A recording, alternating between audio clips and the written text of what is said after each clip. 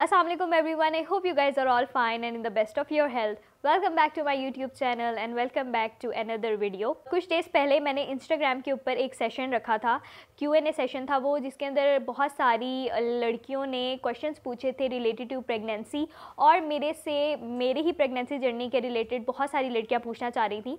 तो मेरे पास कुछ क्यूरीज़ आई थी जिनका मैं आप लोगों को इस वीडियो के अंदर जवाब दूंगी और मेरा प्रेगनेंसी जर्नी कैसा गुजरा उसके रिलेटेड आपको बताऊंगी। सबसे ज़्यादा पूछा जाने वाला सवाल वो ये था कि क्या मेरी नॉर्मल डिलीवरी हुई थी या सी सेक्शन हुआ था। अल्हम्दुलिल्लाह मेरी नॉर्मल डिलीवरी हुई थी और मैंने अपनी पूरी प्रेगनेंसी में कोई कॉम्प्लिकेशन, अल्लाह का लाख लाख शुक्र है, मैंने कोई कॉम्प्लिकेशन फेस नहीं की थी।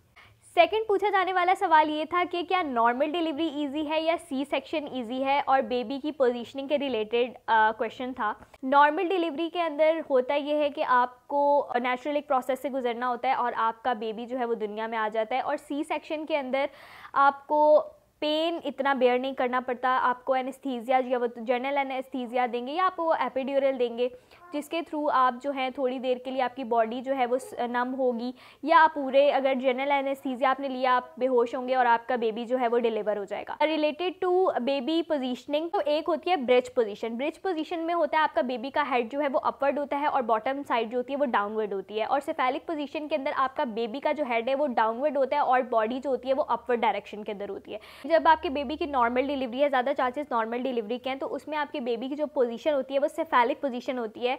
डॉक्टर्स जो है वो प्रॉपर रिपोर्ट के ऊपर इस चीज़ को राइट डाउन करते हैं, तो अगर आप वहाँ से भी अपनी रिपोर्ट्स पढ़ेंगे तो आपको आइडिया हो जाएगा कि हाँ मेरा केस जो है वो नॉर्मल की तरफ है। ब्रिज पोजीशन के अंदर ज़्यादातर डॉक्टर्स जो है वो सी सेक्शन की तरफ जाते हैं। थर्ड क्वेश्चन जो सबसे ज़्यादा मेरे से पूछा गया था वो ये था कि how to deal with nausea, vomiting, headache, इस तरह के जो प्रॉब्लम्स होती हैं प्रेगनेंसी के अंदर, उससे किस तरह से डील किया जाए। तो आप अपनी डॉक्टर से अच्छी सी मेडिसिन प्रिस्क्राइब कर लें जो कि आपको नोज़िया वॉमिटिंग के लिए बहुत हेल्पफुल होगी। फर्स्ट ट्राइमेस्टर में हो, सेकंड ट्राइमेस्टर में हो, थर्ड ट्राइमेस्टर में नॉर्मली रुक जाती है, सेकंड ट्राइमेस्टर में भी नोज़िया वॉमिटिंग वगैरह रुक जाता है, लेकिन फर्स्ट ट्राइमेस्टर के अंदर आपकी बॉडी में बहुत ज़्यादा चेंजेस आ रहे होते हैं जिनकी वजह से आपकी तबीयत काफ़ी ज़्यादा ख़राब रहती है। तो डॉक्टर से आप अच्छी सी मेडिकेशन जो है वो प्रेस्क्राइब कराएं और वो लें। फोर्थ क्वेश्चन जो मुझसे पूछा गया था that was related to diet, कि हम क्या खाए पिए कि हमारा बेबी भी हेल्दी हो, हमें भी फटीग वगैरह ना हो। तो आपने हर चीज़ खानी है, हर चीज़ पीनी है। अंडे हैं, दूध है, बटर है, ब्रेड है, पराठे हैं, कीमा है, एवरीथिंग, वाइट मीट है, रेड मीट है, जो भी आपका दिल करे आप खाएं। नॉर्मली कुछ ऐसी चीज़ें होती हैं जिनका हमारा दिल नहीं कर रहा होता, तो लेकिन वो हमारे लिए एसेंशियल होती हैं, तो आप उसका स्मॉल पोर्शन लें, लेकिन आप उसको अपनी डाइट के अंदर लाजमी लें। इसके अलावा आप लोगों ने मल्टी वाइटामिन्स लाजमी लेनी है, मतलब आपने एक दिन भी नागा नहीं करनी। और अगर मैं अपना पर्सनल एक्सपीरियंस बताऊँ तो मैंने एक दिन भी अपनी मल्टी वाइटामिन्स की बिल्कुल भी नागा नहीं होने दी थी। मैंने डेली बेसिस पर सुबह शाम अपनी मल्टी वाइटामिन्स जो थी, मैंने अलार्म लगाया हुआ था और मैं अपनी मल्टी वाइटामिन्स लेती थी। फिफ्थ क्वेश्चन जो मुझसे पूछा गया था कि फर्स्ट, सेकंड और थर्ड ट्राइमेस्टर में ऐसी कौन सी प्रिकॉशंस हमने लेनी है ताकि हम लोगों की मतलब हेल्थ भी ठीक रहे, हमारा बेबी भी ठीक रहे। तो फर्स्ट ट्राइमेस्टर में आप लोग ट्राई करें हैवी वेट लिफ्टिंग से, ज़्यादा वॉक से, ज़्यादा उल्टा सोने से डॉक्टर्स मना करती हैं, तो आप प्लीज़ इस चीज़ का जो है वो ख्याल लाजमी रखिएगा। मल्टी वाइटामिन्स आप लोगों ने लाजमी लेनी है। उसके अलावा सेकंड ट्राइमेस्टर के अंदर आप अपनी डाइट का, फर्स्ट ट्राइमेस्टर में, सेकंड ट्राइमेस्टर में, थर्ड ट्राइमेस्टर में, तीनों ट्राइमेस्टर्स में आपने अपनी डाइट का बहुत अच्छे से ध्यान रखना है और मल्टी वाइटामिन्स आपने तीनों ट्राइमेस्टर्स में लेनी है। सेकंड ट्राइमेस्टर में आप वॉक वगैरह हल्की हल्की शुरू करें, आउटडोर जाएँ, अपने आप को फ्रेश रखें, योगा कर सकते हैं आप लोग एक्सरसाइज कर सकते हैं। थर्ड ट्राइमेस्टर के अंदर आप लोगों ने लाजमी एक्सरसाइज वगैरह करनी है, स्क्वाट्स कर लें, सिटअप्स कर लें, वॉक, सबसे ज़्यादा वाटर इनटेक आपकी सबसे ज़्यादा होनी चाहिए, और आपने खजूरें वगैरह जो हैं, नट्स हैं, ये चीज़ें आप लोगों ने अपनी डाइट के अंदर आहिस्ता जो है वो रखनी है ताकि उससे आपका बेबी भी हेल्दी हो और आपकी डाइट भी अच्छी होगी तो आप भी फ्रेश रहेंगे। सिक्स्थ क्वेश्चन जो मुझसे पूछा गया था कि हमें एपिड्यूरल लेना चाहिए या नहीं। तो यार मुझे एपिड्यूरल का पर्सनली कोई एक्सपीरियंस नहीं है क्योंकि मैंने एपिड्यूरल नहीं लिया था, मेरा नॉर्मल केस था, तो मुझे एज सच तो आइडिया नहीं है एपिड्यूरल का। लेकिन मेरी काफ़ी फ्रेंड्स वगैरह हैं जिन्होंने मुझे बताया कि एपिड्यूरल इज़ गुड, कोई ऐसा प्रॉब्लम नहीं होता। बट समटाइम्स हर बंदे की जो है वो अपना एक्सपीरियंस होता है, तो इट इज़ बेटर कि आप अपने डॉक्टर से कंसल्ट करें और आप 101% श्योर हों आप क्या चीज़ टेक करना चाहते हैं, क्या चीज़ नहीं लेना चाहते। 7th क्वेश्चन था क्रेविंग से रिलेटेड, और अगर मैं अपनी बात करूँ तो मुझे तो मीठे की बहुत ज़्यादा यानी स्वीट चीज़ों की बहुत ज़्यादा क्रेविंग होती थी। लेकिन इसमें एक प्रॉब्लम जो मैंने फेस किया वो ये था कि मेरी डॉक्टर ने मुझे बोला था कि अगर आप कंट्रोल नहीं करेंगी अपना पोर्शन ये स्वीट चीज़ों का, तो प्रोपोर्शनेट रखना होता है बेबी के साइज़ को, बेबी की हेल्थ को, और आप की नॉर्मल डिलीवरी है या सी है उसके अंदर भी प्रोपोर्शनेट रखना पड़ता है। तो आप ट्राई करें कि अगर आप मीठा की क्रेविंग हो रही है तो कम से कम मीठा खाओ, लेकिन खाओ ज़ाहिर क्रेविंग उसमें हाथ नहीं रुकता। और हर बंदे की अपनी क्रेविंग होती है, स्पाइसेस होते हैं क्रेविंग, मीठे की क्रेविंग होती है, कुछ लोगों को खट्टे की क्रेविंग होती है। तो ये आई थिंक हर बंदे की जो है वो सिचुएशन वेरी करती है। 8th क्वेश्चन जो था वो ब्रेस्ट मिल्क से रिलेटेड था कि हमें ऐसी कौन सी एक्सरसाइजेस या मसाजेस या ऐसा क्या करना चाहिए कि हमारा जो न्यू बॉर्न है वो ईजिली ब्रेस्ट मिल्क से फीड कर ले। तो मैं अपना पर्सनल एक्सपीरियंस आप लोगों के साथ शेयर कर लेती हूँ। आप वैसे इस चीज़ के रिलेटेड अपनी गायनोकोलॉजिस्ट से ज़रूर कंसल्ट कीजिएगा।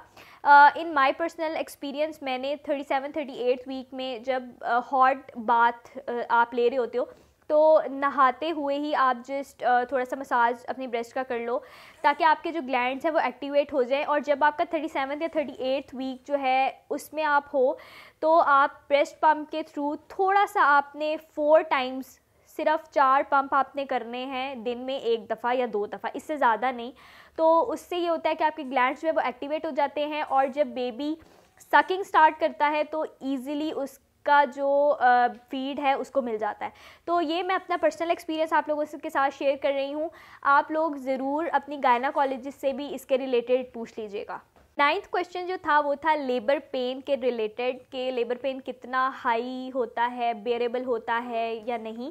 क्योंकि बहुत सारी लड़कियों को ये बताया जाता है कि लेबर पेन इतना जानलेवा होता है कि आप तो मरने पे आ जाते हो या ऐसा कुछ। तो हर बंदे का एक थ्रेशहोल्ड लेवल होता है कि वो कितने हद तक एक बॉडी पेन को बर्दाश्त कर सकता है। कुछ लोगों का थ्रेशहोल्ड लेवल बहुत हाई होता है, यानी वो काफ़ी ज़्यादा पेन्स को बर्दाश्त कर लेते हैं, कुछ का नहीं होता। तो ये चीज़ भी आपकी बॉडी टू बॉडी वेरी करती है। इन माय पर्सनल एक्सपीरियंस अगर मैं उसकी बात करूँ तो I was able to bear the pain, लेकिन इतना भी नहीं होता कि आप मर जाओगे, आपकी जान निकल जाएगी या ऐसा कुछ नहीं होता। इट वॉज़ मतलब एक इंटेंसिटी उसकी होती है पेन की कि वो कभी हाई हो रहा होता है, कभी लो हो रहा होता है। तो ये चीज़ टोटली आपके अपने ऊपर, आपकी विल पावर पे डिपेंड करती है। और आप इसके रिलेटेड भी बहुत सारे लोगों से बहुत सारी बातें सुनोगे। और ये क्वेश्चन था कि हमें पता कैसे चलेगा कि यही लेबर पेन है और हम लोग अब अपने बेबी को डिलीवर करने के लिए रेडी हैं।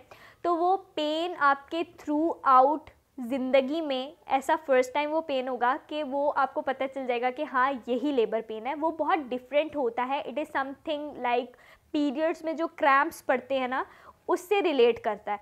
तो ये हर बंदे का अपना पर्सनल एक्सपीरियंस होता है। 10th क्वेश्चन जो था वो बॉडी चेंजेस के लिहाज से था कि नोज स्वेल कर जाती है, नेक स्वेल कर जाता है, लिप स्वेल कर जाते हैं, पाँव स्वेल कर जाते हैं। तो बिल्कुल बहुत सारी डिफरेंट चेंजेस होती हैं जो मैंने एक्सपीरियंस किया था। मेरे पाँव काफ़ी ज़्यादा स्वेल कर जाते थे, मेरी नोज़ थोड़ी सी स्वेल हुई थी और मेरे फेस के ऊपर फेशियल हेयर्स बहुत ज़्यादा हो गए थे। तो ये थोड़ी हार्मोनल चेंजेस होती हैं। और किसी की नेक जो है वो ब्लैक हो जाती है, किसी का जो हाथ पाँव हैं वो सूज जाते हैं। तो इट इज़ नॉर्मल, आपको बिल्कुल भी इस चीज़ में परेशान होने की ज़रूरत नहीं है। ये जब आप अपनी बिल्कुल नॉर्मल शेप में आएंगे, नॉर्मल रूटीन पे आएंगे आफ्टर डिलीवरिंग योर बेबी, तो ये सब कुछ खुद ब खुद ठीक हो जाएगा। 11th क्वेश्चन था बेबी जेंडर से रिलेटेड, कैसे कौन से सिम्टम्स होते हैं कि बेबी बॉय है या बेबी गर्ल है। तो बहुत सारे लोग हमें बता रहे होते हैं, अच्छा ये बॉडी शेप है तो बेबी बॉय होगा, ये बॉडी शेप है तो बेबी गर्ल होगी, वॉमिटिंग हो रही है तो बेबी बॉय है, वॉमिटिंग नहीं हो रही तो बेबी गर्ल है। तो ऐसा कुछ भी नहीं होता।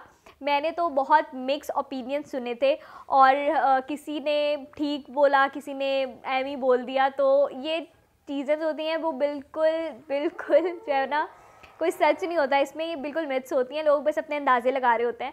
तो अगर आप बहुत ज़्यादा इंटरेस्टेड हैं बेबी जेंडर के रिलेटेड तो आप 6th मंथ में 7th मंथ में आप अपनी गायनोकोलॉजिस्ट से पूछ सकते हैं। 12th क्वेश्चन था how to get in shape after pregnancy.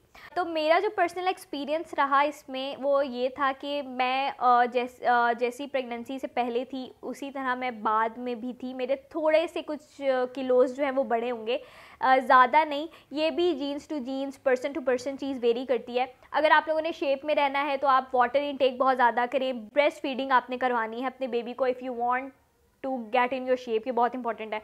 उसके अलावा एक और चीज़ जो है कि आप एक्सरसाइजेस करें, डिटॉक्स वाटर का यूज़ करें, काम वगैरह करें, अपने आप को एक्टिव रखें, जिसकी वजह से आपका जो बॉडी है वो आहिस्ता आहिस्ता नॉर्मलाइज हो और आहिस्ता आहिस्ता जो है आप अपनी बॉडी को, अपनी शेप को मेंटेन रख सकें। So the last question was कि how was my pregnancy journey, कैसा एक्सपीरियंस रहा। तो अल्हम्दुलिल्लाह मेरी प्रेगनेंसी जर्नी बहुत ही अमेजिंग रही। मेरे जो 9th मंथ्स थे बहुत ही अच्छे गुजरे। मुझे ऐसे नोज़िया, वॉमिटिंग का बहुत ज़्यादा इशू नहीं रहा था। मेरी डॉक्टर ने मेडिसिन मुझे प्रिस्क्राइब कर दी थी तो मैं वो लेती थी। मल्टीविटामिन्स की मैंने इंटेक बहुत अच्छी रखी। मैंने food, fruit, water, juices, milk, मैंने हर चीज़ की इंटेक अल्हम्दुलिल्लाह बहुत अच्छी रखी थी। अपने आप को एक्टिव मैंने बहुत ज़्यादा रखा था। एंड के जो मेरा ट्राइमेस्टर था 8th मंथ में, 9th मंथ में मैंने थोड़ी सी स्क्वाट्स वगैरह किए थे, वॉक बहुत ज़्यादा की थी मैंने, खजूरें मैंने बहुत खाई थी, मैंने आलमंड्स बहुत खाए थे, बादाम बहुत ज़्यादा खाए थे।